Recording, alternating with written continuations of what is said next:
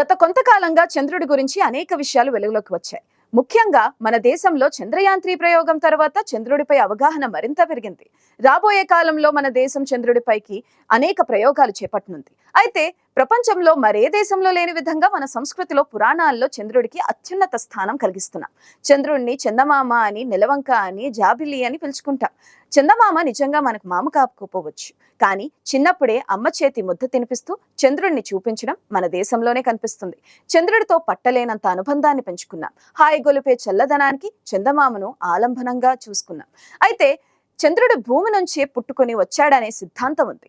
భూమికి ఉపగ్రహమే కావచ్చు, అయితేనేం మన వాతావరణం, కాలాల దగ్గర నుంచి జీవుల మనుగడపై చంద్రుడి ప్రభావం ఉంటుంది. సముద్రంలో వచ్చే ఆటుపోట్లకు, కదలికలకు చంద్రుడి గురుత్వాకర్షణ శక్తి కారణం. చందమామ భూమి నుంచి ప్రతి ఏడాది సగటున 3.8 సెంటీమీటర్లు దూరంగా జరిగిపోతున్నాడు. ఈ కారణంగా సముద్రంలో టైడల్ ఎఫెక్ట్ కు ప్రభావం ఏర్పడుతుందని అంటున్నారు శాస్త్రవేత్తలు. చంద్రుడు తన గురుత్వాకర్షణ శక్తితో సముద్రాలను, మహాసముద్రాలను ఆకర్షిస్తుంటాడు. దీని మూలంగానే ఆటుపోట్లు సంభవిస్తుంటాయి. ఇందులో సూర్యుడి పాత్ర కూడా ఉంటుందనుకోండి.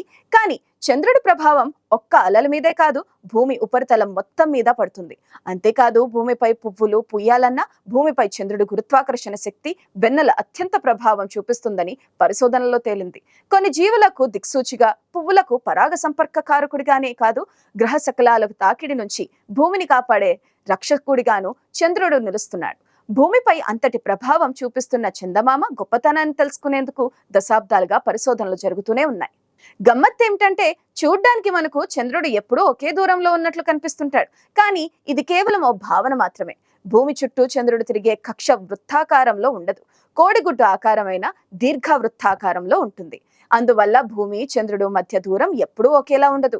భూమికి అతి దగ్గరగా వచ్చినప్పుడు 3,62,600 కిలోమీటర్లు, అతి దూరంగా వెళ్ళినప్పుడు 4,05,400 కిలోమీటర్ల దూరంలో చందమామ దోబూచులాడుతూ ఉంటాడు. అయితే రెండు పరిస్థితుల మధ్య 42,800 కిలోమీటర్ల తేడా ఉంటుంది. భూమి, చంద్రుడి అక్షంతో పాటు ఈ ప్రభావాలతో ఘర్షణ పుట్టుకొస్తుంది. ఫలితంగా వేడి రూపంలో శక్తి చెదిరిపోతుంది.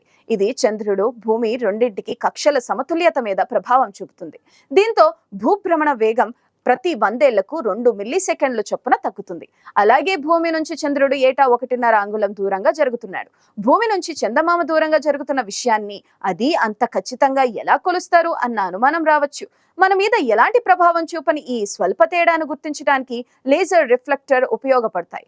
అపోలో వ్యోమనౌకలు ద్వారా వెళ్లిన అమెరికా వ్యోమగాములు చంద్రుడి మీద వాటిని నెలకొల్పారు. బహుశా సోవియట్ యూనియన్ పంపించిన లునోకార్డ్ రోవర్లతోనూ వీటిని స్థాపించి ఉండవచ్చు. భూమి మీద అబ్జర్వేటరీ నుంచి లేజర్ పుంజాన్ని రిఫ్లెక్టర్ మీదకు ప్రసరింపచేసి అక్కడి నుంచి కాంతి తిరిగి రావటానికి పట్టే సమయాన్ని బట్టి దూరాన్ని లెక్కిస్తున్నారు. కాంతి సెకండ్లకు 3 లక్షల కిలోమీటర్ల వేగంతో ప్రయాణిస్తుంది. దీని ప్రకారం చంద్రుడి నుంచి కాంతి ప్రతిఫలించడానికి 2 సెకండ్ల కన్నా కాస్త ఎక్కువ సమయం పడుతుంటుంది.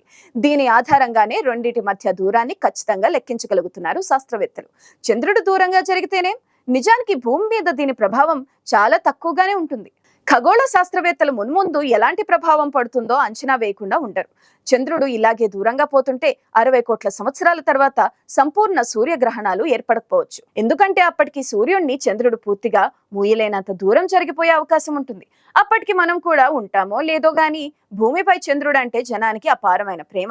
వెన్నెలు కురిపించే చల్లని చంద్రుడిని కీర్తించని కవి బహుశా ఏ దేశంలోనూ ఉండడంటే అతిశయోక్తి కాదు.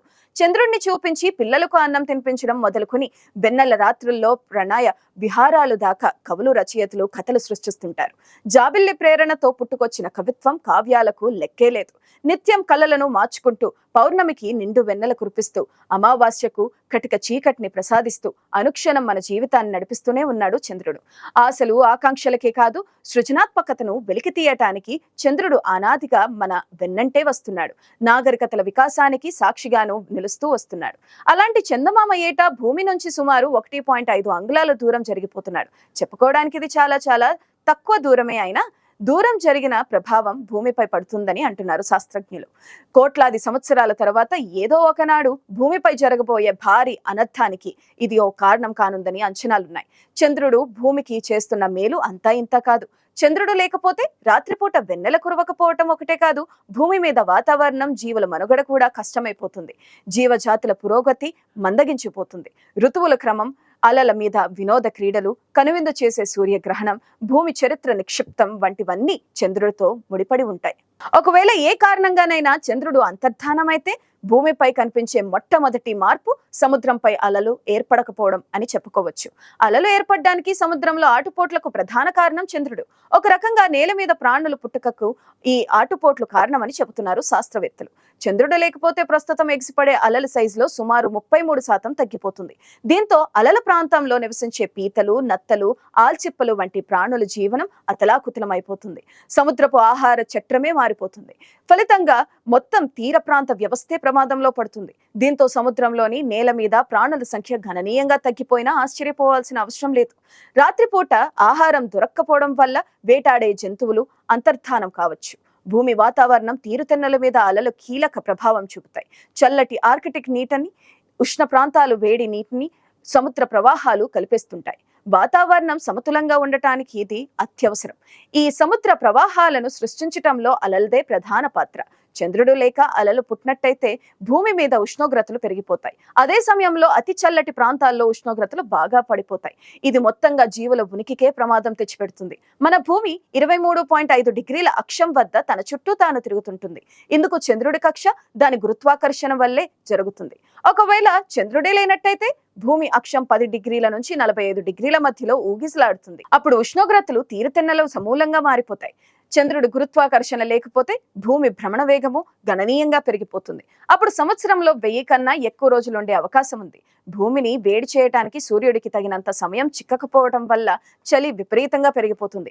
తుఫాన్లు రోజువారీ వ్యవహారంగా మారిపోతాయి. ఋతువులు కనుమరుగైపోతాయి. ఇంతటి ప్రభావం చూపించే చంద్రుడిపైన పరిశోధనలకే నాసాతో పాటు ఇస్రో సహా పలు అంతరిక్ష సంస్థలు పరిశోధనలు చేస్తున్నాయి.